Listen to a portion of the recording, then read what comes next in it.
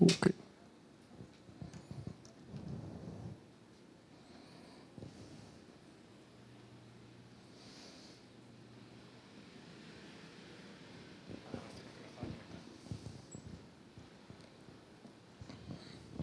Si la pregunta está enfocada hacia el cálculo de la vulnerabilidad, vi que presentó una vulnerabilidad integrada para los distintos fenómenos. La pregunta en concreto es si hicieron los cálculos para cada fenómeno independiente y luego lo integraron o lo hicieron solo general, debido a que, bueno, como planteó usted, la interpretación de pronto parecería que no corresponde a la realidad. Sí, fue individual en cada una de ellas. Voy a regresar. Pero esto explica también el porqué de la construcción del modelo al final, pero me voy a regresar al mapa. Son 4 los atributos para poder identificar la vulnerabilidad. Y obviamente cada uno de ellos tiene un valor, ¿no? Como lo ve, no lo traigo en esta presentación, pero en algunos atributos teníamos una información a nivel de detalle de cada píxel de 500 metros por 500 metros, lo cual pues es un nivel de detalle bastante fino. Aquí no, ¿no? O sea, teníamos el paso o las trayectorias de los huracanes de manera muy general, ¿no? Los sismos, esos sí son puntuales, ¿no? Pero las inundaciones y las inestabilidades geológicas la teníamos un poco dispersa, entonces se tuvo que hacer cada una de las ponderaciones del índice. Esto no es vulnerabilidad, esto nada más es un índice de riesgo, no es un cálculo de vulnerabilidad, es un índice para poderlo después meter a la ecuación para poder hacer las aptitudes sectoriales de cada uno de estos sectores e integrar esa variable dentro de las aptitudes sectoriales, ¿no? Pero el Plan Estatal de Cambio Climático sí lo tiene y lo identifica de manera muy puntual, ¿no? Y también el Atlas de Riesgo lo tiene y lo identifica de manera muy puntual. Entonces, ese tipo de retos es justamente lo que nos ayuda a este modelo, ¿no? Porque si los tenemos aquí, los tenemos todos, lo que no dije, y lo debía haber dicho, es que al final el sistema de información geográfica, pretendemos, así lo estamos construyendo, que sea tan fácil de utilizar como un Google Earth o un Google Maps, ¿no? Que tú lo abres, te metes, puedes poner un punto, una línea, un polígono, le dices aquí qué hay, le preguntas y ya te dice su vulnerabilidad según el instrumento, te dice si es un cauce de arroyo, te dice si está, qué tipo de uso de suelo le toca, si está en una parte municipal, desarrollo urbano, en un centro de población, te dice si es una área natural protegida, en fin, ¿no? Y entonces ahí se puede identificar si hubiera alguna incongruencia de la información, ahí se puede detectar y hacer precisamente este cambio, ¿no? Esta rueda de cambio. Sí, gracias, buenas tardes. Una pregunta muy concreta. ¿Cuál es el principal reto para la Secretaría que tú como encargado de despacho enfrenta? Porque estamos acostumbrados a ver, por ejemplo, en Baja California está la Secretaría de Desarrollo Económico, la Secretaría de Protección al Ambiente, por otro lado, Protección Civil, una como dirección allá en Baja, está por otro lado. Entonces, salta a la vista desde el momento que venimos a hacer la invitación para este evento, la secretaría que tú estás ahorita al frente, ¿cuál es el principal reto? Porque son temas que muchas veces pudieran parecer antagónicos, pero que ustedes como Baja California Sur, creo que es algo diferente de cómo percibir las cosas. Entonces mi pregunta en concreto es, ¿cuál es el principal reto ahora que tú estás como encargado? Sí, muchas gracias. Bueno, esa es una gran pregunta, ¿no? O sea, es así como pregunta de cuando te llama el candidato, ¿no? O el gobernador electo y te pregunta, ¿cuál es el reto? A ver si te invita o no te invita, ¿no? En la Secretaría de Desarrollo Económico, Medio Ambiente y Recursos Naturales vimos 2 retos estructurales fundamentales, ¿no? Y lo platicaba con quien estuvo al cargo de la Secretaría los primeros 2 años, que es el maestro Juan Rodrigo Guerrero Rivas, que le decía, administrar una secretaría es la cosa más sencilla del mundo, ¿no? O sea, tener un presupuesto, personal, tener un programa de trabajo, atribuciones, que te piden citas, recibes gente. Esa es la cosa más sencilla del mundo. Eso lo puede hacer alguien que tenga un poco de experiencia en la administración pública lo puede llevar sin problema. Pero hacer un cambio estructural en la política de cómo debe operar una secretaría, y más una secretaría que se crea con estas dos funciones acopladas, no cualquiera. Lo que se hizo, y trabajamos en conjunto, tanto el maestro Guerrero como un servidor, fue dos modelos. Un modelo económico, 100%, y este modelo que integra un poquito o articula al otro modelo. El primer modelo es el modelo de desarrollo, modelo estratégico de desarrollo económico, que tiene dos retos principales que resuelve, o que atiende, por lo menos, no resolver que suena muy pretencioso, pero que atiende, que son las asimetrías en materia de la distribución de la riqueza por sector. El 70% de la riqueza se genera en el sector terciario, y de ese 70%, o de ese sector terciario, cerca del 60 y tantos por ciento, cerca del 70%, es directamente relacionado con el turismo. Entonces el desequilibrio sectorial que tienes de la generación de riqueza es gigantesco, y entonces te pasa lo que nos pasó en el 14. Llega Odil, destruye a la infraestructura turística de Los Cabos y la economía decrece 3 puntos. Pero se reconstruye Los Cabos y la economía crece 7 puntos porcentuales absolutos el año pasado. ¿Qué tenemos que hacer para esa vulnerabilidad económica? Bueno, pues articular ese modelo estratégico de desarrollo económico con dos programas, que es un programa de proveeduría interna y un programa de reactivación económica. Proveeduría interna lo que hace es que utiliza la capacidad de tractora, digamos, de empuje que tiene el sector terciario, específicamente en Los Cabos, y conecta vendedores, productores, con compradores, con demandantes. Entonces, si el hotel necesita alimentos, bueno, pues que se los provea. Algo que nos dimos cuenta al principio es que muchas veces ni siquiera se conocen. Entonces, uno pudiera pensar que teniendo el 13% del litoral nacional, pues todo el pescado que se vende en Los Cabos, pues fuera de Baja California Sur. Y lo que nos dimos cuenta es que no, que venía de Quintana Roo el pescado.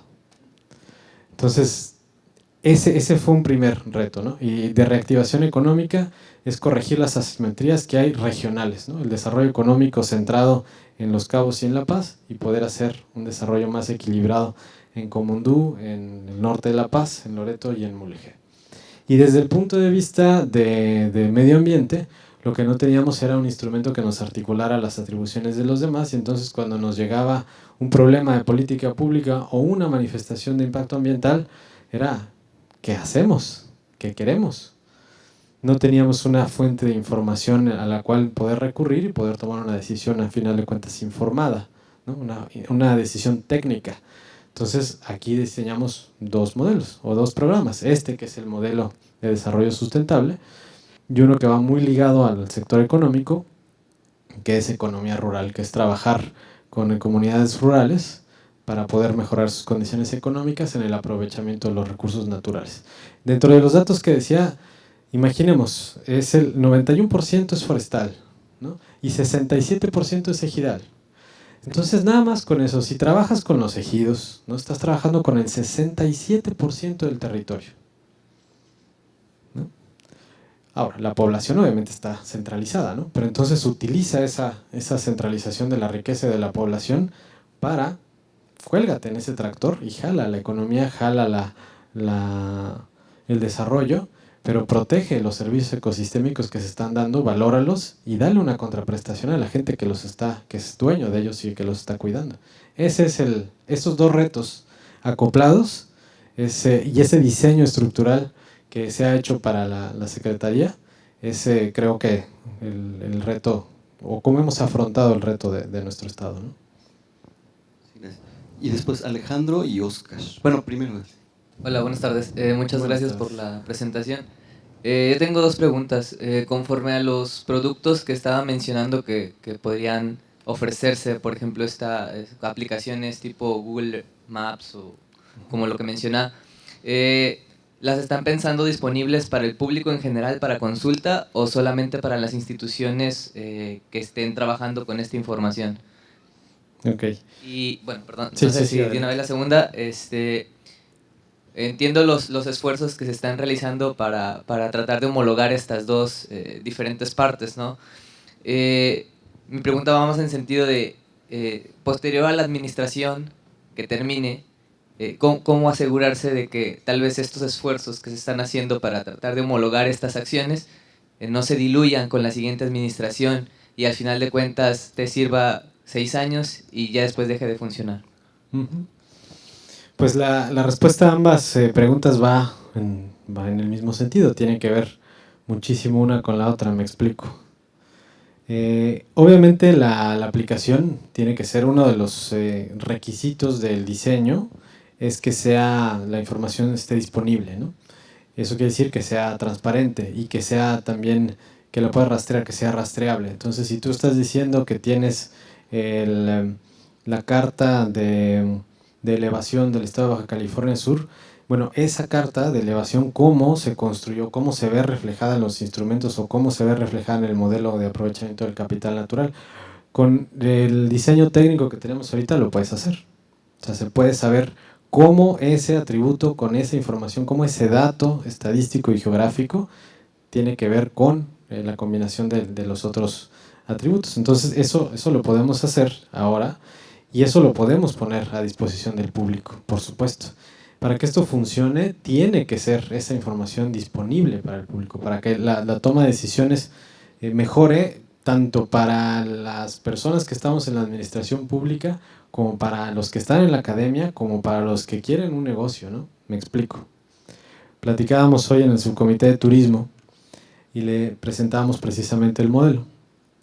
Y decíamos, imagínense una herramienta que le permita a un desarrollador turístico, ¿no?, que de repente llega alguien y le dice, amigo, te vendo un predio que está buenísimo, no tiene ningún problema y barato, ¿no? Entonces ese amigo lo que puede hacer es meterse al sistema, poner el predio, el que lo está comprando, digamos, al que se lo ofrecen, y ahí le aparece si es qué tal que es un área natural protegida, zona núcleo, y no puede desarrollar absolutamente nada, y además no tiene infraestructura, no tiene agua, ni posibilidad de tenerla, ¿no? Entonces él ya tomará una decisión si lo compra a ese precio o no lo compra o hace otra cosa, ¿no? Entonces, por supuesto que para que eso suceda tiene que estar abierto, ¿no? Pero también en términos de la ley de transparencia y acceso a la información, seguramente alguna información tendrá que ser restringida, por ejemplo, que esté en preparación, ¿no?, que no esté todavía disponible, por ejemplo, que lo contempla la ley, que esté en proceso de revisión alguno de estos instrumentos, y entonces hasta que no esté publicado no tendría que ser público, ¿no? Entonces esa parte quizás sí tendría una restricción de acceso, ¿no?, a un cierto nivel, ¿no? Estamos trabajando ahorita precisamente en esos niveles, ¿no?, qué queda completamente abierto y qué queda restringido para toma de decisiones gubernamentales y quién tiene acceso a esa restricción. Y ahora, ¿qué pasa si cambia la administración? ¿O cómo lo estamos pensando el diseño del modelo desde el inicio? Pues es que esté sustentado en un ambiente de gobernanza, en el cual no dependa exclusivamente de que una administración, una secretaría, un gobierno, una persona diga que esto es bueno, sino que sirva. ¿Y cómo? ¿No? Es tal cual siguiendo la misma lógica de diseño, y quizás es muy, muy ambicioso, del mismo Google Earth, ¿no?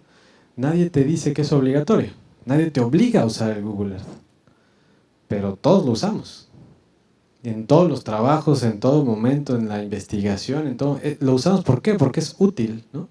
Entonces lo que queremos es eso, que su utilidad sea la que provoque su permanencia. Alejandro. Sí, buenas tardes, mi nombre es Alejandro García, vengo de UABC Ensenada, y pues lo primero es nunca me ha tocado ver a un gobierno del estado, no sé si existan otros ejemplos, ¿no?, que haga el esfuerzo de alinear los instrumentos de protección civil, del ordenamiento territorial, para hacer la planeación efectiva, ¿no?, de su territorio, y pues creo que merecen felicitaciones por esto, ¿no? Siempre los he visto que los usan de manera independiente, ¿no?, nunca integrados. Y mi pregunta es, me llamó la atención de que le cambiaron el nombre a este instrumento de ordenamiento territorial. Entonces mi pregunta es, ¿por qué razón y qué implicación tienen? Bueno, seré lo más claro que pueda. No le cambiamos el nombre, le cambiamos un poquito el espíritu, ¿no? O sea, la técnica, por eso eso decía, la técnica, la metodología de la construcción de un ordenamiento con el que empezamos a trabajar con el SIGNOR, el ordenamiento ecológico del territorio, era muchísimo más que un ordenamiento ecológico. O sea, era muchísimo más potente, más específico, con un potencial de amplitud sectorial muy grande, ¿no? Pero el nombre no le permitía tener ese alcance, ¿no? Y tampoco, y aquí en el hacer de las políticas públicas es algo que poco enseñan en la escuela, poco enseñan en los libros, pero que es, yo creo que el factor crucial para que se puedan hacer, que no es ni siquiera que estén técnicamente bien hechas, ni que estén bien fundamentadas, sino que sean bien recibidas, ¿no? Y es muchísimo más digerible y mucho más accesible, y la gente lo abraza. Si dices, es aprovechamiento del capital natural. O sea, tiene que ver con economía, tiene que ver con aprovechamiento, tiene que ver con desarrollo, tiene que ver con bienestar.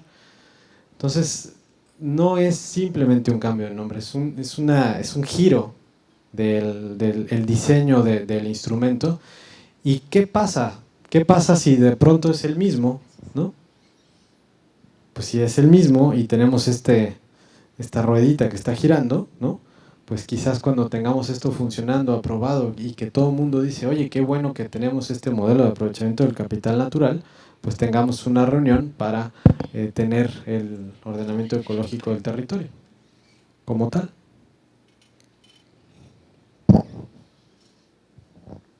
Sí, Eduardo, por favor. Y después Oscar Frausto.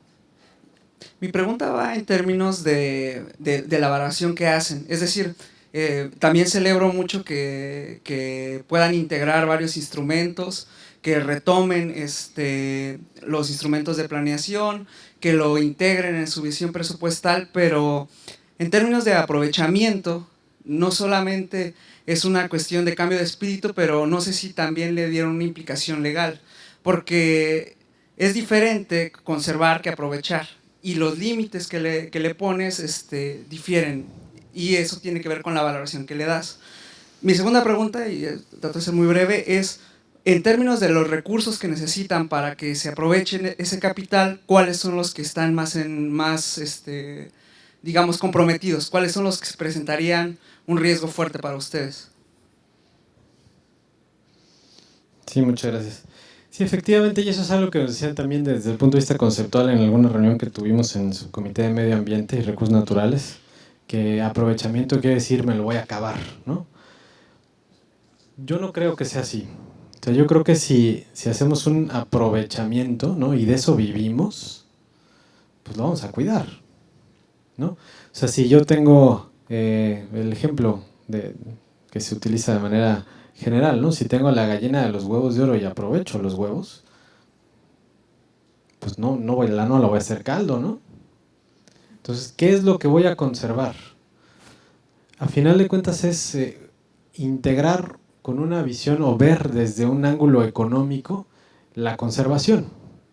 Y no hablar de conservación por conservación, sino hablar de que para continuar este aprovechamiento necesitamos regular, ordenar, conservar el recurso. O sea, es lo mismo, ¿no? Pero diría Chente, no es igual, ¿no? Es lo mismo, pero no es igual. Ahora, ¿cuál es el límite? Esta discusión la hemos tenido tanto con SEDATU como con Semarnat a nivel central y a nivel local. Es que el ordenamiento ecológico es vinculante y te determina límites. ¿No es cierto? Lo que te determina los límites son las autorizaciones que te dan. Puede ser una manifestación de impacto ambiental y ahí te ponen los límites. El ordenamiento ecológico no tiene límites y los que lo tiene no es legal porque no tiene la atribución de hacerlo. Y en dado caso serían los programas municipales de desarrollo urbano los que también te darían los límites. O un cambio de uso de suelo forestal. Me explico, las herramientas que fijan los límites no son instrumentos de planeación, no es este instrumento de planeación para el aprovechamiento.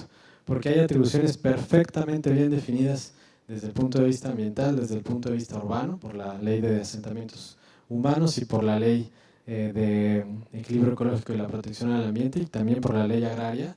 Con esas tres te dicen qué se debe hacer, hasta dónde se puede hacer, quién lo regula y cómo obtener el permiso. Me explico, y le decíamos a la Semarnat, nadie nunca va a llegar a hacerte una inspección, o la Profepa nunca va a llegar a inspeccionarte si cumples con los criterios ecológicos de la UGA 23. ¿Me explico? No te van a levantar nunca un acta por eso, ¿no? Te van a levantar el acta porque no tienes tu cambio de uso de suelo, porque no tienes tu aprovechamiento de vida silvestre, porque no registraste tu unidad de manejo ambiental, porque no tienes tu evaluación de impacto ambiental, porque no tienes tu estudio de riesgo. Entonces eso dejémoslo a las autoridades en los instrumentos que lo deben de hacer, ¿no? Y preguntas, ¿cuáles son los recursos comprometidos? Esa pregunta es como capciosa, ¿no? Porque ¿cuáles están comprometidos? Pues depende, ¿no? O sea, yo te diría desde un punto de vista económico, todos. Y a la vez, por eso es que hay economía, porque la economía funciona a través de la escasez, ¿no? ¿Es escasa la arena? Pues no. Le pongo un ejemplo, ¿es escasa el agua? ¿No? Pues quizás no tanto, ¿no? Lo que es escaso es tenerla en una llave, ¿no? Entonces, ¿cómo le haces para que la tengas en una llave con esas características? Entonces, ¿qué es lo escaso? Lo escaso es el agua o dónde quieres y cómo quieres el agua. Entonces, de esa lógica, primero hay que ver qué tienes y luego qué necesitas en esa infraestructura, tanto en la infraestructura natural como en la infraestructura antropogénica, para poder manejar esta escasez, ¿no? Todo es escaso, a final de cuentas. Y la última, Oscar, por favor. Hola, ¿qué tal? Yo vengo de Quintana Roo, de Cozumel, entonces como que la pedrada llegó hasta acá. Entonces, bueno, primero gracias por tomarse el tiempo de venir a charlar con nosotros. Para nosotros es muy ilustrativo. Venimos a aprender, yo soy geógrafo, entonces me gustó mucho la idea del sistema de información geográfica. Entonces es una buena oportunidad. Nosotros venimos con esta idea de que vamos a hacer política pública. La idea de que se crea una red es para apoyar precisamente a los tomadores de decisiones. Lo estoy tomando así tal cual como dice nuestros principios. Y pues le voy a dar una oportunidad, ¿verdad? Que nos pida algo que requiera precisamente para aterrizar su proyecto, su modelo. ¿Qué nos pediría en su caso como apoyo que la red le pueda brindar? Los científicos que a veces estamos quizá un poco desvinculados de la política pública, pues hoy tiene una oportunidad para que nosotros aprendamos, pero también para que usted pida algo. Muchísimas gracias. Yo soy un convencido de que la política pública se hace con buena información. Y ¿dónde vas a ir a buscar una buena información? Pues en la academia, ¿no? Ahora, también ¿cuál es el reto a veces de la información que se tiene en la academia? Que tiene un nivel de especificidad que quizás no te ayude a ver el todo para tomar la decisión de política pública. Entonces, ¿qué pediría yo? Que alineáramos esas visiones. ¿Qué hemos hecho en la administración estatal y en conjunto con las instituciones locales, con el mismo CIBNOR, con la universidad, con el CICIMAR, con CICESE, con el Tecnológico de La Paz? Pues es tener estas alianzas, ¿no? Y tener proyectos en conjunto que nos permitan llegar a esto, ¿no? O sea, tal cual, la idea de, bueno, este modelo, que nace del ordenamiento, me acuerdo que un día me decían en la Secretaría de Medio Ambiente y Recursos Naturales, cuando empezábamos con el ordenamiento, hace ya algunos años, me decían, no, tú no te preocupes por el ordenamiento, tú los asuntos técnicos déjaselos al investigador, él va a hacer los cálculos, no te metas a ver qué es un residual de gobierno, no te metas a ver qué es un atributo, no te metas en ponderaciones, en análisis multicriterio, no te metas en eso, no lo necesitas. Tú nada más dile qué es lo que es la información y tú la manejas. ¿Qué hicimos? Sin meternos. Y al meternos, ¿no? y al conocer, es como pudimos conocer el potencial que tiene la información. Entonces yo creo que lo que mejor podemos hacer es tener esta comunicación. Y luego cuando tuvimos una reunión precisamente aquí en el CIBNOR, cuando veíamos la información y lo robusto que era, y la otra información cómo venía, que la verdad pues era lamentable, por decir lo menos, ahí vimos que los tiempos y la, como lo decía, la administración, o sea, no iba a suceder, no íbamos a tener una alineación específica. Entonces, ¿qué le podemos pedir a la academia? Yo, al contrario, le agradezco muchísimo porque en esa comunicación y en ese trabajo que hemos tenido, pues hemos podido hacer este diseño. ¿Qué le vamos a pedir? Y bueno, pues adelantamos el comercial al CIBNOR, que lo estamos trabajando también con el INEGI, es alojar la información. Y es un poquito también respondiendo a esta inquietud de ¿y qué pasa si se van? Bueno, a lo mejor nosotros nos vamos, a lo mejor los gobiernos ya no lo quieran utilizar, pero va a ser un instrumento académico, por lo menos, ¿no? Muchas gracias, arquitecto de los Ríos, por mostrarnos sus instrumentos de planeación y tratar de vernos reflejados nosotros en algún tipo de información que generamos a nivel regional o nacional en esta política pública que ustedes están haciendo aquí. Muchas gracias, y a nombre de la red temática Redes CRIM le voy a dar un reconocimiento por su participación y muchas gracias por su visita.